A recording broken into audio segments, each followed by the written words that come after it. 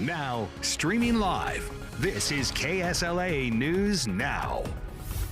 Well, thank you for joining us. You're watching KSLA News Now. I'm Jeff Horchak. Here are some of our top stories tonight. We begin with a first alert crime tracker. Shreveport police are seeking the community's help solving a murder case. Now, 17-year-old Cameron Ballantyne was shot multiple times on Bond Drive near Roy Road and Downing Street last August. They have a possible suspect but need further evidence. And Shreveport leaders want people to know they haven't stopped looking for the person who committed the tragic act. There is this push to ensure that we let the families know that we haven't forgotten. And I think what is so symbolic is that Crime Stoppers have truly been very intentional about putting this information out here where. Now, if you have any information that could lead to an arrest, Caddo Parish Crime Stoppers are offering a $3,000 reward. New in your crime tracker, Texarkana, Arkansas police are continuing their search for a suspect in a drive-by shooting that happened earlier this week. Two other suspects, one of them a juvenile, are already in custody tonight. According to the Texarkana police, the shooting happened Monday in the 3700 block of Greenwood Street in Texarkana. They say they determined that three suspects, 19-year-old Lashandrick Hoagland and 18-year-old Isaiah Johnson, as well as a 17-year-old juvenile, opened fire during a drive-by shooting. They targeted a single home. Multiple gunshots were fired. No one inside the home was hurt. Now, the 17-year-old is facing 10 counts of terroristic act, 2 counts of aggravated and assault, and arrest warrants were also issued for Hodgland and Johnson. They tell us that Isaiah Johnson turned himself in, is now being held at the Miller County Detention Center. Police are still searching for Hoagland. If you know where he is, call Texarkana, Arkansas police. Well, as of yesterday, more changes came to people that use SNAP benefits. This time it bans candy, soda, and other SNAP purchases throughout Louisiana. Now, Louisiana families who rely on SNAP will be flagged if they try to purchase any candy or soda while grocery shopping. The update actually comes as a part of the approved project through the U.S. Department of Agriculture. Their goal, alongside Governor Jeff Landry, is to reduce the consumption of highly processed foods and improve overall public health. Here's what locals think about the change. I agree with it. I think they should be required to eat healthy. Even if it's a little bit more expensive, eat less of it, I guess. I think if you're still able to get the necessary things to feed your family, which would be the meats and vegetables to make a meal for your family, that would be more of my concerning, that you're still able to feed your family. Now, this new policy does not change who qualifies for assistance to the SNAP program. Well, residents over in Longview, Texas are reporting shrieking sounds they're hearing at night. The howling is actually part of coyote breeding season, which typically ends in early March. Many residents have been seeing these coyotes appear on their security cameras around their homes. And the Gregg County Game Warden says that people can call the wildlife office if they see any animals that are injured, but make sure, or coyotes in the area, make sure you do not approach an injured animal. It's best to leave it alone. Many times they have good intentions. They're creating a ripple effect, because now we have to find a rehabilitator to accept that injured or orphaned wildlife.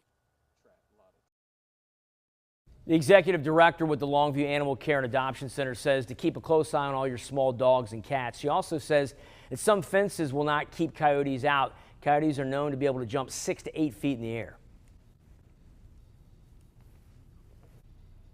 And we got some cooler temperatures on the way. In fact, a pretty big temperature drop by the weekend. I'll talk about it in more detail next.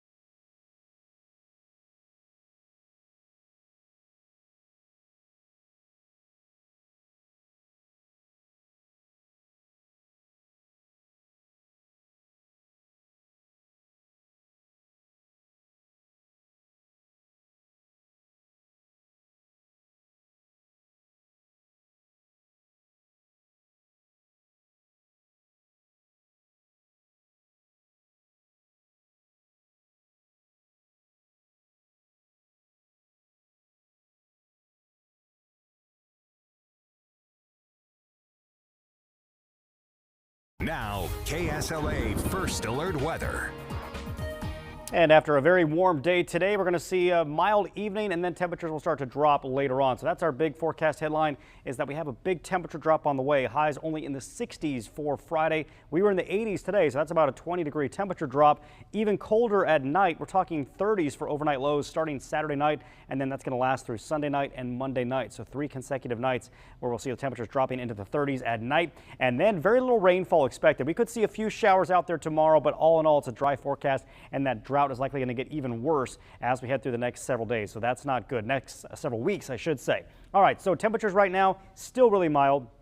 We're still 70 in Shreveport, 70 in Natchitoches, 67 Texarkana, but that cooler air just starting to nudge into the far northern portions of the Arklatex, the Queen down to 56 degrees. And as we head through the rest of tonight, that colder air will start to drop its way southward. So by tomorrow morning, could actually see temperatures in the 30s here north of Texarkana, mid 40s around Texarkana. And for the rest of us, especially near and north of I-20, we're going to start off the morning in the low 50s. So it's going to be much cooler tomorrow morning than it was this morning when many of you were in the upper 60s. You'll notice that temperature drop tomorrow, and even more so by tomorrow afternoon. We're going to see a lot of cloud cover, and we're going to have those winds out of the north tomorrow. So, you know, today we made it into the 80s. Tomorrow only looking at mid 60s, about a 20-degree drop in those temperatures. Then we take you into the weekend, starting off on Saturday morning in the mid 50s. By Saturday afternoon, looking at temperatures into the mid 60s here. And then we get into Sunday morning. That's when the really cold air starts to move in.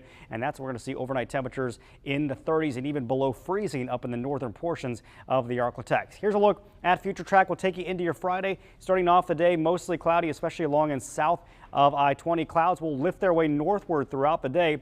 This forecast model not showing any rain, but other models that I've been looking at this evening actually do show a few showers tomorrow. So I think we're going to be upping that rain chance just a little bit here for tomorrow. And then cloud cover continues through about early Saturday morning before that all clears out. By Saturday afternoon, we should see some more sunshine as we kick off the weekend. Rain chances not really out there. It's going to be pretty hard to come by. Again, we might have to bump up that rain chance slightly for tomorrow just based on some of the data that I've seen this evening. So maybe about a 30% chance of rain for your Friday. That's about the only chance, and then that goes away on Saturday. And the rest of that 7-day forecast is basically dry. Here's your 7-day. Cooler for the next couple days. Mid 60s Friday into Saturday. 38 Saturday night. 61 on Sunday, 57 on Monday, and the mid 30s though Monday night. So it's going to get kind of chilly, and then we're right back into the 70s again by Wednesday and Thursday. All right, sounds pretty good, Matt. Thanks. Yep. All right, as always, stay first alert to any breaking or developing news in the Arklatex. All you have to do is download our KSLA News 12 app. Thanks so much for watching. We'll see you back here at 10 o'clock.